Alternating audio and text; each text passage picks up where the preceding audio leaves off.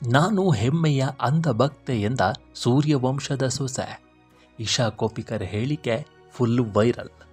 ಅಷ್ಟಕ್ಕೂ ಹೀಗ್ಯಾಕಂದ್ರು ಗೊತ್ತಾ? ಸೂರ್ಯವಂಶ ಸಿನಿಮಾದಲ್ಲಿ ಸಾಹಸ ಸಿಂಹ ಡಾಕ್ಟರ್ ವಿಷ್ಣುವರ್ಧನ್ ಅವರೊಂದಿಗೆ ಅಭಿನಯಿಸಿ ಕನ್ನಡಿಗರಿಗೂ ಪರಿಚಿತರಾಗಿರುವ ಬಾಲಿವುಡ್ ನಟಿ ಇಶಾ ಕೊಪ್ಪಿಕರ್ ಇದೀಗ ತಮ್ಮ ಹೇಳಿಕೆಯೊಂದರಿಂದ ಸಾಮಾಜಿಕ ಜಾಲತಾಣದಲ್ಲಿ ಭಾರೀ ಚರ್ಚೆಗೆ ಕಾರಣರಾಗಿದ್ದಾರೆ.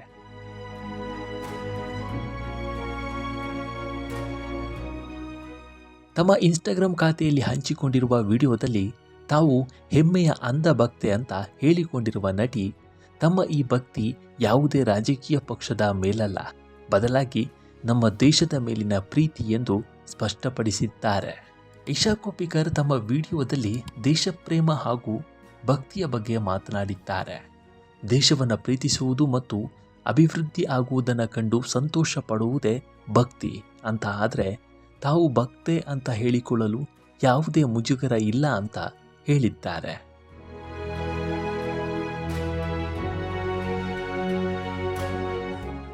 ತಮ್ಮನ್ನ ಅಂಧಭಕ್ತೆ ಎಂದು ಕರೆಯುವುದಕ್ಕೂ ಮೊದಲು ತಾವು ಹೆಮ್ಮೆ ಪಡುತ್ತೇವೆ ಎಂದು ಹೇಳಿರುವ ಇಶಾ, ಆದರೆ ತಮ್ಮ ಈ ಭಕ್ತಿ ಯಾವುದೇ ರಾಜಕೀಯ ಪಕ್ಷಕ್ಕೆ ಸಂಬಂಧಿಸಿದ್ದಲ್ಲ ಅಂತ ಸ್ಪಷ್ಟಪಡಿಸಿದ್ದಾರೆ.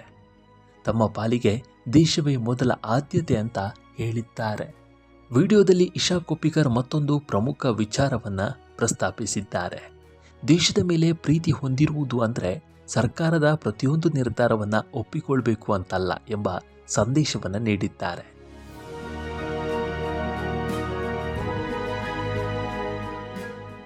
ಸರ್ಕಾರದ ನೀತಿಗಳು ತಪ್ಪು ಅನಿಸಿದರೆ ಅವುಗಳನ್ನು ಪ್ರಶ್ನಿಸುವ ಮತ್ತು ಭಿನ್ನಾಭಿಪ್ರಾಯವನ್ನು ವ್ಯಕ್ತಪಡಿಸುವ ಹಕ್ಕು ಇದೆ ಅಂತ ಹೇಳಿದ್ದಾರೆ.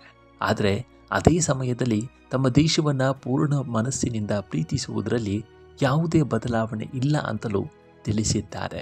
ಇನ್ನು ಇಶಾ ಕೊಪ್ಪಿಕರ್ ತಮ್ಮ ಮಾತಿನಲ್ಲಿ ದೇಶ ಮತ್ತು ನಾಗರಿಕರ ಜವಾಬ್ದಾರಿಯ ಬಗ್ಗೆಯೂ ಗಮನ ಸೆಳೆದಿದ್ದಾರೆ.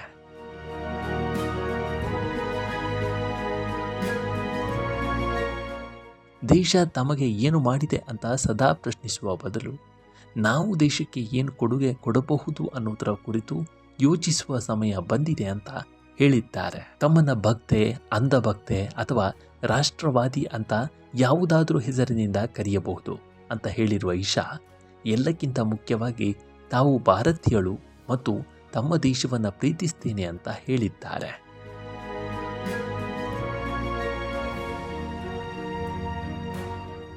ವಿಡಿಯೋ ಮಾತ್ರವಲ್ಲದೆ ಇಶಾ ಕೊಪ್ಪಿಕರ್ ತಮ್ಮ ಇನ್ಸ್ಟಾಗ್ರಾಮ್ ಪೋಸ್ಟರ್ನ ಕ್ಯಾಪ್ಷನ್ನಲ್ಲಿಯೂ ಇದೇ ರೀತಿ ಅಭಿಪ್ರಾಯವನ್ನು ಹಂಚಿಕೊಂಡಿದ್ದಾರೆ. ಭಾರತವನ್ನು ಪ್ರೀತಿಸುವುದೇ ಅಂಧಭಕ್ತಿ ಅನ್ನೋದಾದರೆ ಆ ಹೆಸರನ್ನು ಹೆಮ್ಮೆಯಿಂದ ಸ್ವೀಕರಿಸುವುದಾಗಿ ಹೇಳಿದ್ದಾರೆ. ಇಶಾ ಕೊಪ್ಪಿಕರ್ ಈ ವಿಡಿಯೋ ಈಗ ಸೋಷಿಯಲ್ ಮೀಡಿಯಾದಲ್ಲಿ ವೈರಲ್ ಆಗಿದೆ. ನಟಿಯ ಹೇಳಿಕೆಗೆ ಕೆಲವರು ಮೆಚ್ಚುಗೆ ವ್ಯಕ್ತಪಡಿಸಿದರೆ ಮತ್ತಷ್ಟು ಮಂದಿ ವಿಭಿನ್ನ ಅಭಿಪ್ರಾಯಗಳನ್ನು ಹಂಚಿಕೊಂಡಿದ್ದಾರೆ.